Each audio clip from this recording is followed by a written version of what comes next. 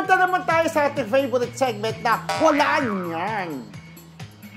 Classmates, ang ating blind item ngayon ay tungkol sa mga Viva Max actor na booking na nagtatrabaho sa gay bar.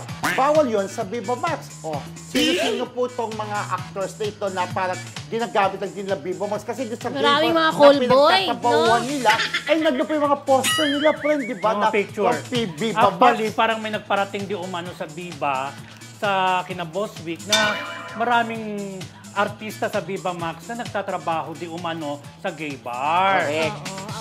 Pero parang may order yata ngayon na ibabawal na yung mga artista ng nag-gay bar. Nag-gay bar, yung mga nagtatrabaho sa gay bar. Walang masama sa pagtatrabaho sa gay bar. Kaya wala tayong sinasabi, okay. Dapat mamili ka ng karir mo. Kung artista ka na, parang inaangat yung level mo bilang artista, di ba? Pero kung binibigyan ka ng break na magkaroon ng pelikula, focus tapos ka na doon. Makikita ka nga sa gay bar, parang nagagamit naman yung yung Viva Max. Yung Viva Max, yung pagpo-produce ng Viva Max ng mga ng pag-build up nila ng mga artista. Pag kasi artista yata, tapos lumalaki yata yung kanilang BF. Kasi artista yan eh. Matatalino itong mga gumagamit sa Viva Max kasi once na nasa gay bar sila, hoy, artista rin ako, no? Malang budget ko, kada lalaki ang budget. Mahal, di ba? Magaling pa ako. Hindi, yung mag-PR, di ba? Yung PR, di ba? Malaking kinikita. At malang budget kasi kung gano'n sila kagaling sa Viva Max sa mga sexy scenes, lalo na sa gay bar, di ba? Pero yun nga, hindi naman natin sinasabi na masama mag-shawl bomb, di ba? Hindi. Mabaw rin niya, pero hindi yung naman nagagamit din yung Viva Max, dahil sa it's either mag-shawl bomb ka o magtrabaho ng artista. Linawin natin na hindi lahat na nagtatrabaho sa gay bar. Linawin natin para malinis tayo. Ay shawl bomb or call boy. Hindi lahat. Kasi may mga modelo dyan na GRO lang, nag-entertain lang, hindi pumapayag na magpalabas or hindi pumapayag na mag-macho dancer. Nandyan lang para mag-entertain ng bisita. Baka, iba yun. Yung ibang Viva Max, baka GRO lang, no? Merong may mga nag-GRO lang dyan na yung halimbawa, malungkot ka, magti-table ka nila, pero entertain mo lang yung bisita, pero tapos, hindi nagpapalabas. Yung iba, o-order lang ng alak. Ng drinks, diba? Dinawin natin kasi hindi lahat shawl bomb eh. Correct. Pero yun nga, nabalita ng gatabaw sa gay bar, pero hindi ibig sabihin nagpapachorbanes, walang gano'n.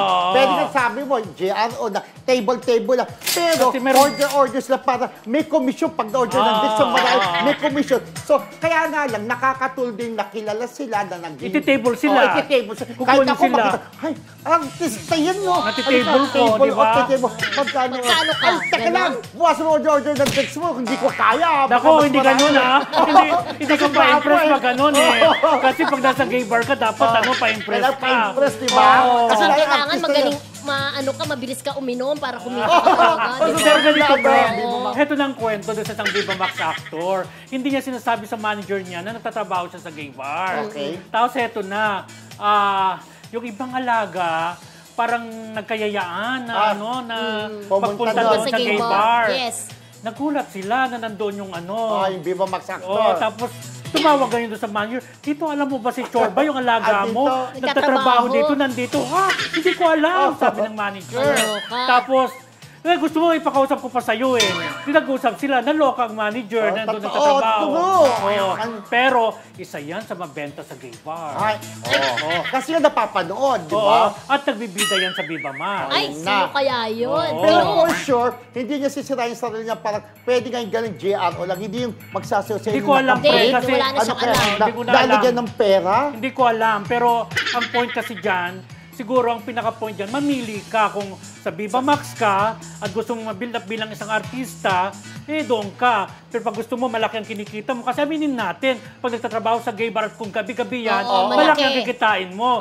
Kasi sa pelikula, paminsan-minsan lang yung offer, di ba? Ang dami-daming artista. Makakapangalan ka, may artista ka, pero yung kinikita mo sa gay bar minsan, hindi ganun kasapat. Hindi sapat.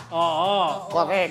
So yun, mamili ka, it's either pag-artista o pagtatrabaho sa gay bar, ang pipiliin mo, Viva Max actor. Kasi pag-artista ka, dapat pang big night ka na lang, friend Yung mga special occasion ng mga bar Guest ka. Actually, merong ganun.